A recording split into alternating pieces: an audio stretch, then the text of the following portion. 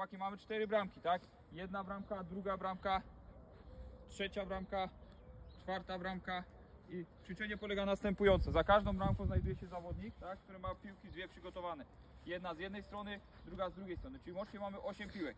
Moim zadaniem jest, jako napastnik, ja jestem napastnik, Bartek jest obrońcą, podlatuję w dowolnej kolejności do każdej bramki, tak jak teraz krzyczę graj, tak?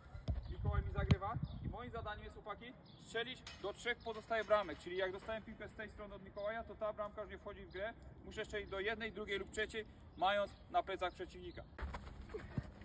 Chodź. Chodź.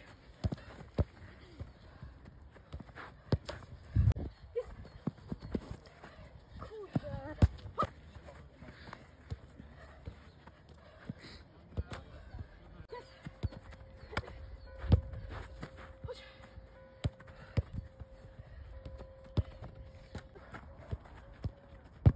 Jedna.